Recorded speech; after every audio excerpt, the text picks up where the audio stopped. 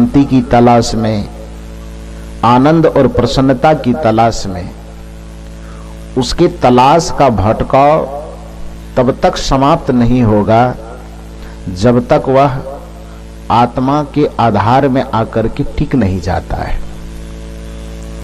क्योंकि सुख का अंततः प्रमुख स्रोत आत्मा ही है।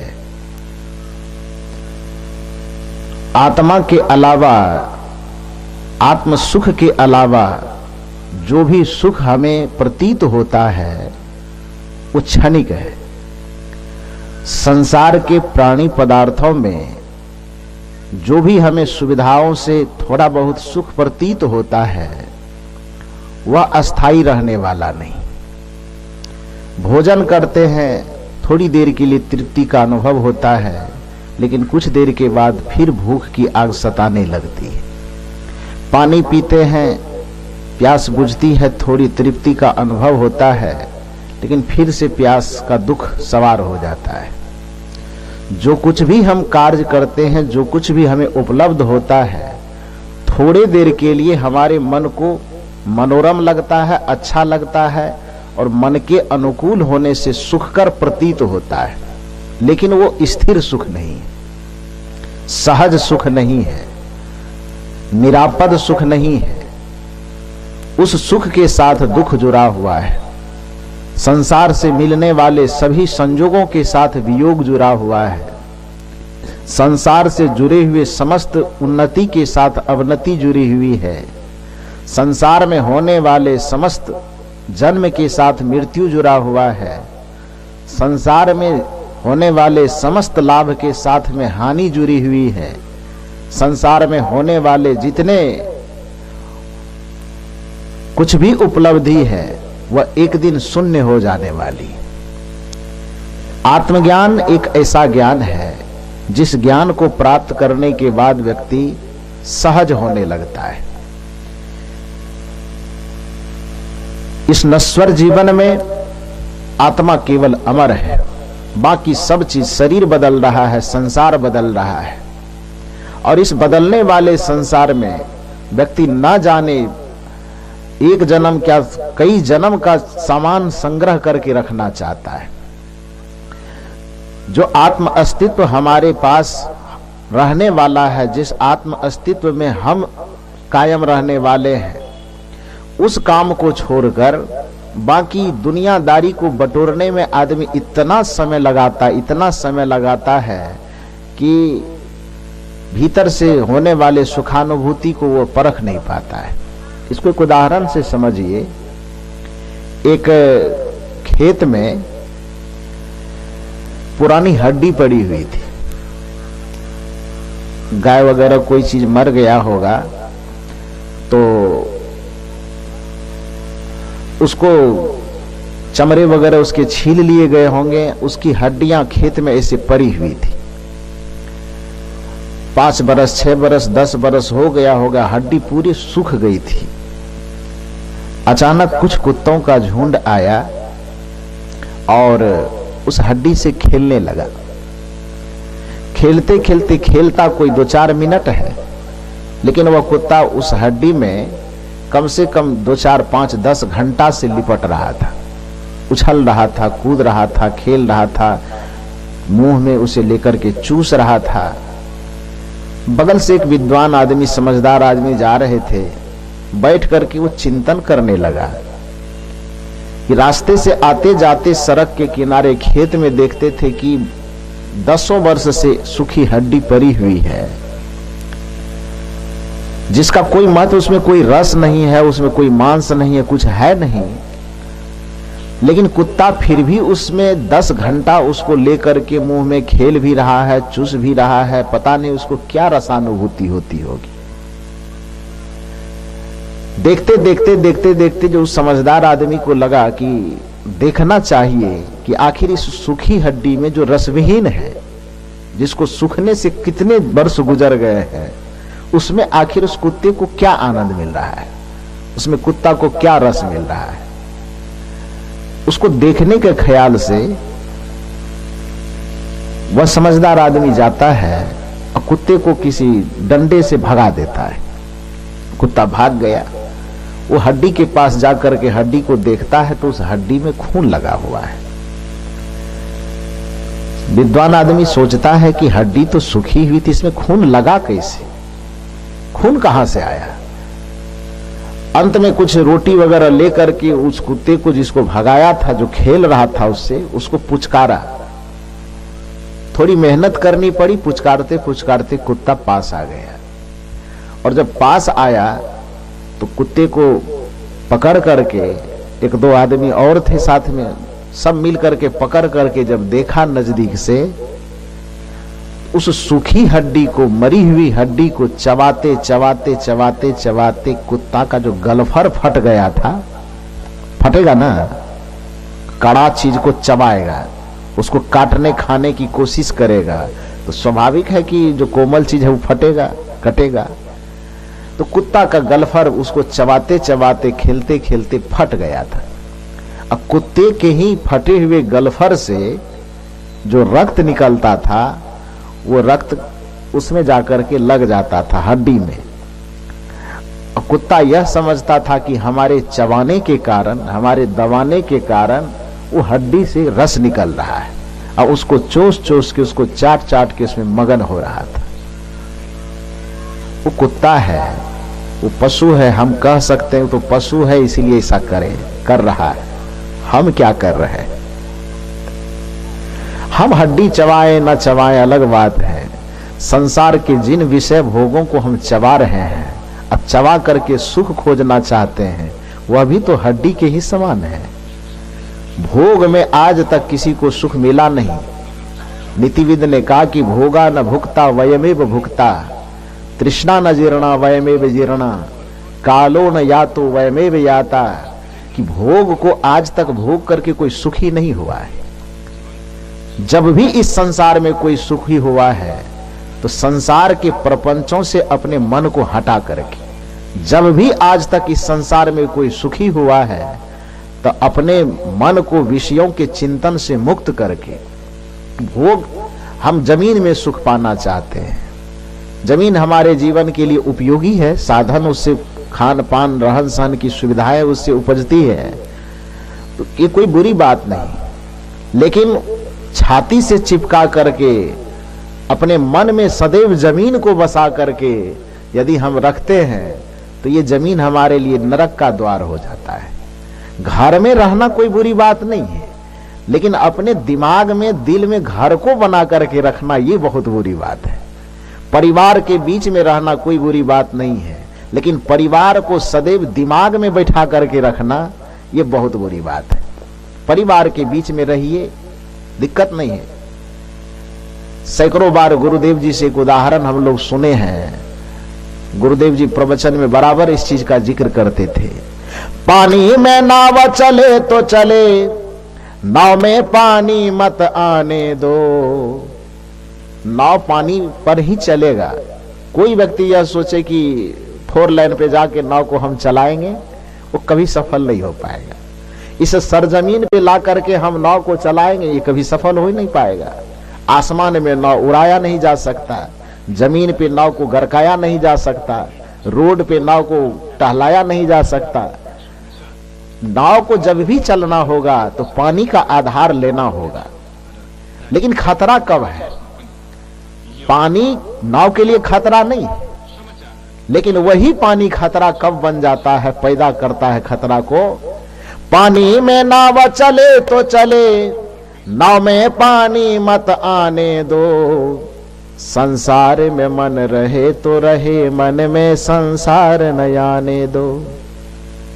जैसे नाव पानी के आधार पर, पानी के सतह पर जब तक नाव है तब तक पानी नाव के लिए जीवनदायिनी है, तब तक वह पानी नाव को एक किनारे से दूसरे किनारे तक ले जाने के लिए सहयोगी है। किंतु वही पानी सतह, नाव के सतह को पार करके और नाव के अंदर समाना शुरू कर दे, तब क्या होगा? जो पानी नाव को किनारे ले जाने के लिए सहयोगी है, वही पानी उस नाव को बीच मझधार में डुबा करके नदी के अंतिम तलहटी तक लेके चला जाएगा। और जो उसमें सवार होगा वो सीधे ऊपर कौन लोक जाएगा ये किसी को पता नहीं चलेगा।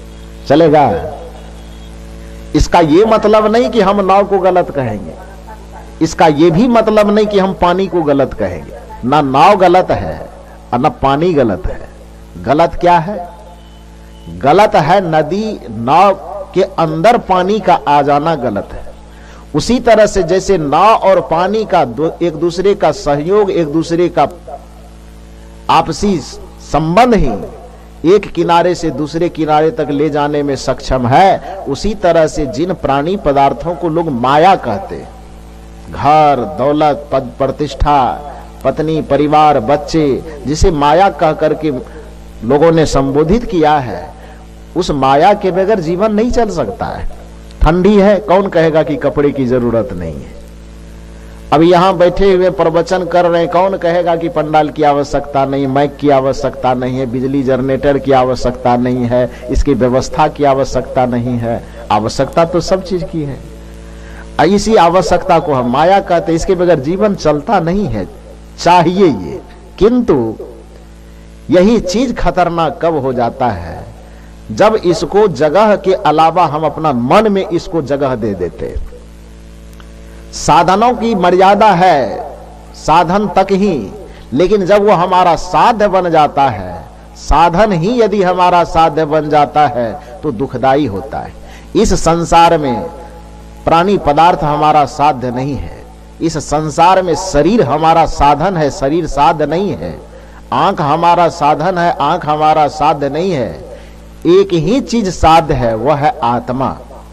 उस आत्मा को कोई ईश्वर कह के संबोधित करता है, कोई परमात्मा कहता है, कोई गॉड कहता है, कोई खुदा कहता है। नाम चाहे आप जो कह करके उसे पुकारते हो, उससे कोई फर्क नहीं पड़ता है। लेकिन मूल बात है कि जो शाश्वत चेतन तत्व है, जिसे हम आत्मा कह के संबोधित करते, चेतन सत्ता कह के संबोधित करते हैं, उसमें जब तक हमारी मनोवृत्ति जाकर के समा नहीं जाएगी, उसमें जब तक जाकर के हमारा मन लीन नहीं हो जाएगा, तब तक इस संसार के किसी भी प्राणी पदार्थों से सुख खोजना ये बेईमानी है।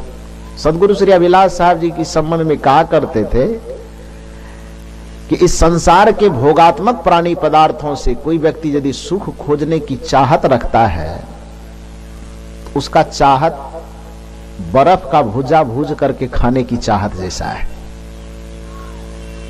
खाए हैं कभी आप लोग? आप लोग खाए हैं क्या माता जी? बर्फ के भुजा कभी भूज करके खाए हैं?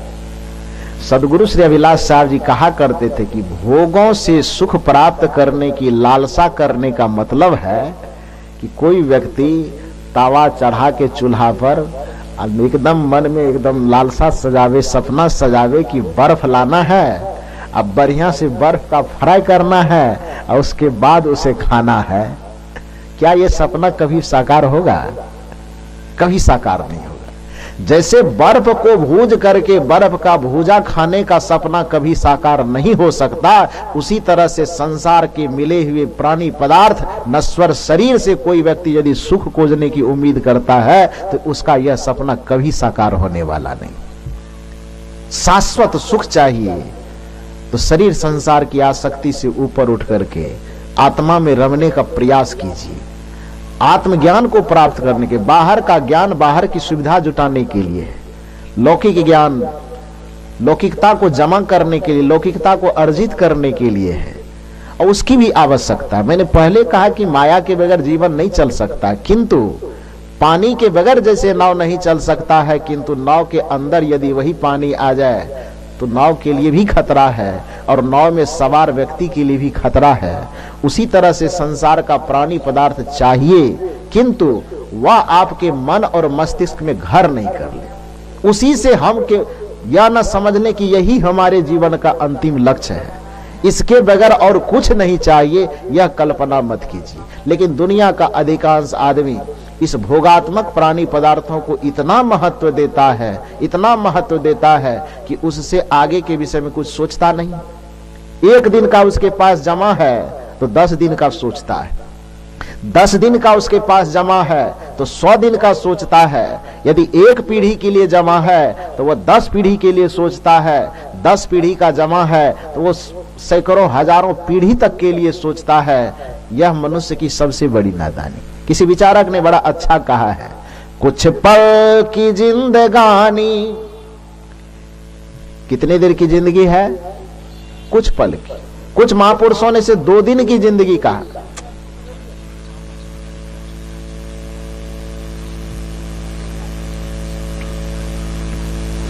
बोलिए सदगुरुदेव की। कुछ पल की जिंदगानी, एक रोज सबको जाना। यह सत्य है कि नहीं? रामायण सत्य हो कि ना हो यह मन में संदेह हो सकता है। गीता सत्य होगा कि नहीं होगा यह मन में संदेह हो सकता है। वेद पुराण कुरान सत्य होगा कि नहीं होगा इसमें भी संदेह हो सकता है। यहां तक कि भगवान होगा कि नहीं होगा यह भी संदेह का विषय हो सकता है। लेकिन जिंदगी कुछ क्षण में समाप्त हो जाएगी, ये कभी असत्य और संदेह का विषय नहीं हो सकता है। किसी का भी जीवन हो वो क्षणिक है। कोई भी संसार में अमर होकर के नहीं आया, मिटेगा, ये तय है। कुछ पल की जिंदगानी, ये अमर वाक्य है, ये सत्य वाक्य है। इस पे किसी को संदेह नहीं होना चाहिए, और यदि इस पे किसी को संदेह है तो उससे ज्यादा महामूर्ख कोई नहीं होगा। कुछ पल की जिंदगानी, एक रोज सबको जाना। वर्षों की तू क्यों सोचे, पल का नहीं ठिकाना। पल का भी ठिकाना नहीं है। बहुत ज्यादा जमा करके क्या होगा? इसलिए कबीर साहब ने निर्देश दिया था कि बस जीवन से इतना ही मांगो, संसार की चीज के लिए संग्रह इतना ही करो कि साईं इतना दीजिए, जामे कुटुंब समाए, मैं भी भूखा न रहूं, साधु न भूखा जाए। हम, हमारे परिवार, हमारे अतिथि, हमारे मित्र, बंधु बांधव जो भी हमारे पास है, हमारे पास इतना जरूर चाहिए कुछ भी कि उसमें हम निभ जाएं, हमारे परिवार निभ जाएं, हमारे मित्र निभ जाएं, हमारे अतिथि संत महात्मा जो भी अतिथि के रूप में आवे वो बढ़िया से निभ जाए। बस इतना जीवन की आवश्यकता है। और आवश्यकता भर मनुष्य के पास हो जाता है, उसमें दुख नहीं होता है। दुख होता है जब मनुष्य इच्छाओं के अधीन होता है। आवश्यकताओं के अधीन होकर के आज तक इस संसार में कोई दुखी नहीं हुआ है। महात्मा गांधी जी कहा करते थे कि मनुष्य को सुखी होने के लिए जीवन में जिन जिन चीजों की आवश्यकता है उनकी आवश्यकताओं को यदि लिखा जाए तो एक उंगली के पन्ने पर लिखा जा सकता है। समझ रहे बात को? महात्मा गांधी का कथन है कि मनुष्य को सुखी होने के लिए संसार के जिन जिन चीजों की आवश्यकता है, ध्यान दीजिए बात पर, आवश्यकता, सुखी होने के लिए जिन जिन चीजों की आवश्यकता है उन आवश्यकताओं की चीजों को एक उंगली के पन्ने पर लिखा जा सकता है, किंतु मनुष्य के इच्छाओं को पूरे पृथ्वी पर भी लिखा नहीं जा सकता। उनकी जो इच्छाएं हैं, उनकी जो वासनाएं हैं, वह इतना अनंत है कि उसको पूरा करते करते करते करते मनुष्य यह भी भूल जाता है कि हम मनुष्य हैं कि बैल हैं कि क्या है, नहीं है, समझ में नहीं आता है। जहां मैं रहता हूं भागलपुर जिला के अंतर्गत कहलगांव आता है, एनटीपीसी वहां पर है, जिसमें 10,000 आदमी 24 घंटा काम करते हैं। शिफ्ट बटा हुआ है। 10,000 अभी करेंगे, फिर वो हटेगा तो फिर 10,000 और करेगा। है तो नजदीक में, लेकिन उसके ऑफिसर कॉलोनी सब जो बने हुए हैं उसमें कार्यक्रम मेरा नहीं हुआ था। बहुत दिन तक नहीं हुआ था, 6-7 साल वहां गुजर गया, फिर भी नहीं हुआ था। अचानक कुछ पदाधिकारी वहां के मिलने के लिए आश्रम पर आए और मेरी बातों को जब सुना, कुछ बातचीत हुई तो उन लोगों को अच्छा लगा। उन लोगों के मन में हुआ कि साहब जी का एक कार्यक्रम अंदर में होना चाहिए। तो मुझसे मिले और सरस्वती पूजा के अवसर पे उन लोगों ने कार्यक्रम लिया कि उस रोज हम लोग थोड़ा 1-2 घंटा फ्री रहते हैं, कार्यक्रम कर दीजिए। मैंने कहा कोई कार्यक्रम दूसरे जगह का था, लेकिन मेरे मन में हुआ कि दूसरे जगह तो और 2-4 घंटे सुनाएंगे, बरसों भर सुनाते रहते हैं, इन लोगों को सुनाना जरूरी है। तो कार्यक्रम में से एक सत्र छांट करके मैंने कहा चलिए 1 घंटा में वहां कार्यक्रम कर दूंगा, तो दे दिया, गए कार्यक्रम करने। तो अफसर है, पदाधिकारी है, वहां तो किसी चीज की कमी है नहीं, सारी व्यवस्था बहुत बढ़िया ढंग से किया। गए, कार्यक्रम हुआ, सारे अफसर पदाधिकारी ही कुर्सी लगा लगा करके सब बैठ करके सुने। 2 घंटा तक प्रवचन होते रहा और 2 घंटा एकटक वो लोग सुनते रहे। उनके भाव भंगिमा से कोई बात किसी के समझ में आ रही कि नहीं आ रही है, उसको देख के ही पता चल जाता है। बातें यदि अच्छी लगती है, समझ में आती, तो व्यक्ति सहज शांत होकर के सुनता है। अब बात समझ में ना आवे, अच्छा ना लगे, तो कोई उधर देखेगा, कोई उधर देखेगा, कोई माथा खोदेगा, कोई नाक खोदेगा, ये करता है। तो उसके शरीर के हरकत को देख के ये समझ में आ जाता है कि जो बातें मैं कह रहा हूं उनको समझ में आ रही कि नहीं, पसंद आ रहा है कि नहीं। उन अफसर पदाधिकारी को देख के लगा कि मैंने 2 घंटा तक एकटक वो बातों को सुनते रहे, तो इससे अनुमान लगा कि ये लोग बढ़िया से सुना है। जब मुझे भोजन करवाने के लिए ले गए तो 4-5 बड़े पदाधिकारी सामने में कुर्सी लगा के बैठे, में भोजन करने के लिए बैठा। तो पदाधिकारी कहे कि सत्संग अच्छा लगा कि बुरा लगा ये तो मैं नहीं कहूंगा महाराज, लेकिन एक बात मैं आपसे कहना चाहता हूं, बड़े मजे की बात का है, ये बात सुनाने का मतलब कुछ और है मेरा। उस पदाधिकारी ने कहा कि साहब 20 बरस 25 बरस से हम लोग यहां पर रह करके सब लोग नौकरी कर रहे हैं, एक कारखाना के अंदर रह करके। इसके बाहर की दुनिया हम लोग बहुत नहीं के बराबर देखते हैं, अंदर 4 दीवारी के अंदर ही रहना पड़ता है। सरकार ऐसी व्यवस्था करके रखी कि खाने पीने, कपड़ा लत्ता पहनने के लिए भी उसको बाहर नहीं जाना है, उस सब वो अंदर कैंपस के अंदर ही उसका बैंक, उसका कपड़ा लत्ता, खाना पीना, सब्जी वगैरह जो भी होता है सब उसका अंदर में होता, बाहर कहीं नहीं जाना है उसको। तो उन्होंने कहा कि 20-25 बरस लगभग हम लोगों को नौकरी करते हुए हो गई, बाहर की दुनिया से लगभग हम लोगों का संबंध कटा हुआ है। 15-20 बरस के दरमियान अभी जो 2 घंटा आपके सामने बैठे, आपके प्रवचन को सुनने से भगवान मिलेगा कि नहीं ये मुझे नहीं पता, ईश्वर मिलेगा कि नहीं मिलेगा, मोक्ष मिलेगा कि नहीं मिलेगा, पाप कटेगा कि नहीं कटेगा, पुण्य मिलेगा कि नहीं मिलेगा, ये कुछ भी पता नहीं है मुझको। लेकिन इस 2 घंटा के दरमियान में आपके बातों को सुनने के बाद 20 बरस 25 बरस में पहली बार पता चला है कि हम लोग लोहा लक्कर के मशीन नहीं है, हम लोग आदमी हैं। 2 घंटा में पता चला है। इससे पहले हम लोग ये भूल गए थे कि हम लोग हड्डी मांस वाला हैं, हम लोग चिंतन करने वाले हैं, हम लोग विचार करने वाले हैं, ये भूल गए थे। 20 बरस से लगभग भूल गए थे। बस वही दिन रात मशीन को खोलो, खटखट करो, फिर वहां से आओ, यहाँ खाना खाओ, सो जाओ, सपना भी देखो तो ये नॉट ढीला हो गया है, वो मशीन ढीला हो गया, ये कसना है, वहां वो गड़बड़ी हो रही, ये गड़बड़ी। तो 20 से 25 बरस तक दिन रात वही काम करना, और सोए तो यदि सपना भी देखना है तो बस वही रिंच टाइट नॉट वॉल्ट यही करते रहते थे। ये 2 घंटा जो आपके सत्संग में बैठे हैं, तो 2 घंटा में हमें पाप मिले कि पुण्य मिले, स्वर्ग मिलेगा कि नरक मिले, हम ये नहीं सोच रहे हैं। केवल ये खुशी है कि 2 घंटा हम लोग समझ पाए कि नहीं हम लोग भी आदमी हैं, हमें भी सोचना चाहिए, हमें भी विचार करना चाहिए। मनुष्य भोगात्मक प्राणी पदार्थों के संग्रह में इतने अपने जीवन को व्यस्त कर देता है कि वो ये भूल भी जाता है कि इस संसार को छोड़ करके जाना है। वो भूल जाता है कि ये जमीन, ये मकान, ये जायदाद, ये परिवार, ये समाज सबको छोड़ करके एक दिन जाना है। यहां तक कि जिस शरीर को हम मल मल के रगड़ रगड़ के पूरा इतर गुलाब सुगंधित चीजें लगाते हैं, इस शरीर को भी छोड़ के जाना है, इस बात को भी वह भूल जाता है। परिणाम जीवन में बहुत अपराध कर बैठता है, जीवन में बहुत पाप कर बैठता है, जीवन में बहुतों के साथ अन्याय कर बैठता है, जीवन में बहुतों के साथ अत्याचार कर बैठता है। जीवन की क्षणभंगुरता का यदि हमें स्मरण रहे तो हमारे जीवन से अधिकांश पाप बंद हो जाएंगे। जीवन की नश्वरता का यदि हमें ज्ञान रहे तो हमारे जीवन से बहुत सारे अन्याय धीरे धीरे कम हो जाएंगे।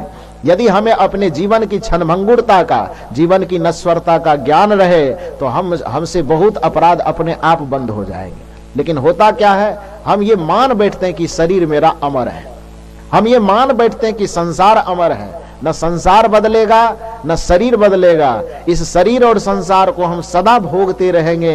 ये मन का जो दावा है, ये मन का जो अभिमान है, मन का यही अभिमान व्यक्ति से अन्याय करवाता है, अत्याचार करवाता है, पाप करवाता है, दुर्विचार करवाता है, दुराचार करवाता है। ये सब मन का यही अभिमान, यही नादानी पाप करवाता है। लेकिन होगा क्या, मल मल के तूने अपने तन को जो है निखारा, जिन जिन चीजों को जमा किए, शरीर को पालने पोसने के लिए इसमें चावल रोटी दाल सब्जी तो देते ही है, देना चाहिए, किंतु मनुष्य इतना दुराचारी हो गया कि रोटी चावल दाल सब्जी मेवा मिष्ठान फल फूल खाने के बावजूद मुर्गा काट के खाता है। क्यों खाता है? किसी के जीवन लेने का क्या अधिकार है? आप अपना पेट भरने के लिए किसी के पेट को ही फाड़ दीजिए, ये कौन सी मनुष्यता है, ये कौन सी समझदारी है?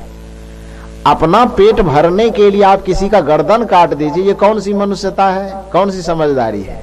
क्यों ये पाप करते हैं आप? इसलिए करते हैं कि आप यह सोचते हैं कि दूसरे का जीवन तो समाप्त कर सकते हैं हम, लेकिन हमारा जीवन अमर रहेगा। जिस दिन आपको यह पता चल जाएगा कि हम चाहे रोटी दाल साग सब्जी खाएंगे तो भी जिंदा रहेंगे, अब किसी को मार करके काट करके खाएंगे तो पर भी मरना तय है, मरण तो दोनों स्थिति में तय है, तो किसी को सता के क्यों मरते हैं? किसी के आंख में आंसू देकर के क्यों मरते हैं? किसी को पीड़ा देकर के क्यों मरना चाहते हैं? किसी को तरपा करके क्यों मरना चाहते हैं? मत तरपाइए किसी को, आप भी तरपाए जाएंगे।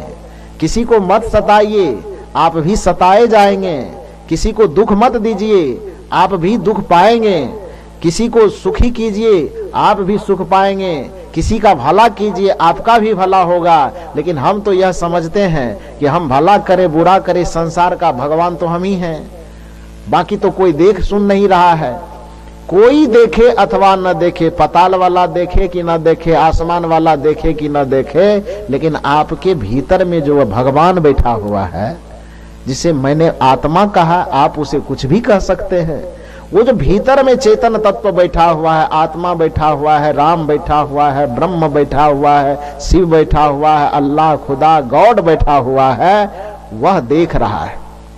एक भजन में भी लोग गाते हैं, भलाई कर भला होगा, बुराई कर बुरा होगा। यदि भलाई करोगे तो भला होगा, बुराई करोगे तो बुरा होगा। किसी को सताओगे तो तुम भी सताए जाओगे। इससे ये फार्मूला से आप पार नहीं पा सकते। किसी को काटोगे तो तुम्हें भी काटने की कहीं न कहीं कोई न कोई व्यवस्था हो रही है। किसी को तरपाओगे तो तुम्हारे भी तरपने की कहीं न कहीं व्यवस्था हो रही है। तो विचारक कहते हैं, भलाई कर भला होगा, बुराई कर बुरा होगा। का क्यों? का इसीलिए कोई देखे या ना देखे, कोई देखे अथवा ना देखे, दाएं बाएं वाला ऊपर नीचे वाला कोई देखे कि ना देखे, किंतु भलाई कर भला होगा, बुराई कर बुरा होगा। कोई देखे या ना देखे, खुदा तो देखता होगा। भलाई कर भला होगा, बुराई कर बुरा होगा। कोई देखे या ना देखे, लेकिन भीतर में जो खुदा बैठा हुआ है, भीतर में जो राम बैठा हुआ है, भीतर में जो सत्य सनातन सत्य बैठा हुआ है, परम सत्य बैठा हुआ है, वह तो देख ही रहा है ना कि आप क्या कर रहे हैं, और उसका फल आपको मिलेगा। ये कर्म फल का अकाट सिद्धांत है। तो मैं बात आरंभ इस बात से किया था कि जैसे आसमान से कोई गिरता हुआ चीज तब तक नहीं अस्थिर हो सकता जब तक उसे जमीन का आधार न मिल जाए, सरजमीन न मिल जाए, तब तक वो गरकते रहेगा, लुढ़कते रहेगा, कहीं न कहीं गिरते रहेगा। गिरने का उसकी संभावना है। किंतु यदि वह जमीन को पा जाए, गिरता हुआ पदार्थ यदि जमीन को पा जाए तो उसका गिरना बंद हो जाएगा। उसी तरह से मनुष्य सुख की तलाश में एक चीज से गिर के दूसरे चीज पे जाके अटकता है, दूसरे चीज पर से अटक के तीसरे चीज पे जाता है, तीसरे से चौथे पे जाता है, सुख की तलाश में। कुंवारा रहता है, सपना देखता है कि शादी करेंगे तो सुख मिल जाएगा। मिला कि नहीं? जो शादी किए हैं, इधर वाले को किधर वाले को मिला ना? अपने मन से पूछिए मिला कि नहीं मिला। लेकिन सपना क्या दिखाया गया था? सपना क्या देखे थे? चाहे माता पिता के द्वारा, चाहे परिवार समाज के द्वारा, चाहे अपने मन के उमंग के द्वारा, जो भी आपके मन ने सपने देखे होंगे या दूसरे के द्वारा दिखाए गए होंगे, सुख की एक उम्मीद जगी होगी कि अभी अकेला है इसीलिए थोड़ा दुखी है, शादी हो जाएगी, जीवन साथी मिल जाएगा तो सुखी हो जाएगा। यहां से गिरे वहां जाके अटके कि मिलेगा। फिर कुछ दिन के बाद जब वैवाहिक जीवन बीता, पति पत्नी के साथ में जीवन गुजारे, उसके बाद पता चला कि अरे ये तो बड़ा मुश्किल है, कहीं ठगा गए, मन में होता है। तो फिर यह कल्पना कि अच्छा कोई बात नहीं, अब बच्चे यदि हो जाए तो बच्चे से सुख मिल जाएगा। सुख यहां से भी गिरे, अब वहां जाकर के भावना अटक गई। अटकी ना? पहले मन में कल्पना थी कि पत्नी से सुख मिलेगा, पत्नी के मन में कल्पना थी कि पति से सुख मिलेगा। सुख का आधार दिए, पति पत्नी का आधार दिया और पत्नी पति का आधार दिया कि यहां से सुख मिलेगा। हमारा मन, हमारी भावना वहां जाके टिक गई। कुछ दिन साथ में जीवन गुजर बसर करने के बाद पता चला कि यहां भी खाली है। तब एक भावना फिर लुढ़का थोड़ी देर के लिए, और भावना जाके अच्छा बाल बच्चा हो जाए ना, उससे सुख मिलेगा। कुछ दिन के बाद बाल बच्चे भी हो गए। जब तक वह नादान है, आपके उंगली के इशारे पे चल रहा है, डांट रहे हैं फिर भी मुस्कुरा देता है, कुछ बोल रहे हैं फिर भी वह चहलकदमी करता है, तब तक तो मन थोड़ा आनंदित होता है। किंतु जब उसके पास अपने से चलने की समझ, आपके बात को नकारने की समझ जब उसके पास आने लगती है धीरे धीरे, किसी दिन पूर्ण वह जब आपके तरह आदमी हो गया, युवक हो गया, आप कहते हैं पूरब जाओ, चलने लगता है पश्चिम। आप कहते हैं पढ़ने जाओ, जाने लगता है सिनेमा घर। आप कहते हैं खेत के तरफ चलो, बैट बॉल लेके चले जाता है फील्ड में। तब कैसा लगता है? कैसा लगता है? जो सुख की कल्पना जो उसके प्रति मन में किए थे, वो सुख वहां से गायब हो जाता है। फिर लगता है चलो कोई बात नहीं, अब यहां भी नहीं मिला, अब इसकी शादी कर देंगे तो बहू रानी आएगी तो वो गरम गरम रोटी खिलाएगी। सास लोगों को लगता है सुबह सुबह जग करके झाड़ू लगाएगी तो हम आराम से रहेंगे। लगता है ना? ससुर को लगता है कि ठंडी महीना है, गरम गरम पानी मिलेगा, उसके बाद नहाएंगे तो पानी गरमा के देगा। लेकिन ऐसी ऐसी बात सुनने को मिलती है कि गर्म पानी की क्या जरूरत, उसकी बातें सुन के दिमाग गर्मा जाता है। गर्माता है कि नहीं गर्माता है? फिर वहां से भावना उछट गई। फिर आया कि अच्छा चलो इससे भी नहीं मिला, पोता पोती हो जाए। इस तरह से सुख की भावना गरकते रहती है, हमारा मन गरकते रहता है, यहां से सुख वहां, वहां से सुख वहां, और अंततः जीवन की अंतिम बेला आ जाती है और हम सुख का सपना देखते देखते ही इस संसार से जाने के लिए तैयार हो जाते हैं। क्यों? ऐसा क्यों करते हैं आप? ऐसा इसलिए होता है कि भोगों के संग्रह को हमने बहुत ज्यादा महत्व दे दिया। मैं पहले ही कहा कि भोगात्मक प्राणी पदार्थों का संग्रह जीवन जीने के लिए आवश्यक है, लेकिन सीमित मात्रा में। नमक खाना आवश्यक है, दाल में सब्जी में हम नमक देते हैं, ना नमक रहे तो अच्छा नहीं लगेगा। किंतु आप कल्पना कीजिए कि दाल है पावभर और नमक उसमें दे देंगे 1 किलो, तब क्या होगा? तब तो और स्वाद बढ़ जाएगा। जब नमक से ही स्वाद बढ़ता है, नमक दाल और सब्जी की आवश्यकता है, तो दाल को चाहिए 1 चुटकी नमक। दाल है 1 केजी, हम नमक डालेंगे उसमें 5 केजी, तो स्वाद तो और बढ़ना चाहिए ना। क्या होगा? स्वाद बढ़ने के वजह स्वाद सदा के लिए खत्म हो जाएगा। जरा सा मुंह में लेंगे तो ऐसे आंख बंद करेंगे ना, दांत क्या हो गया, मुंह में तुरंत पानी डालेंगे।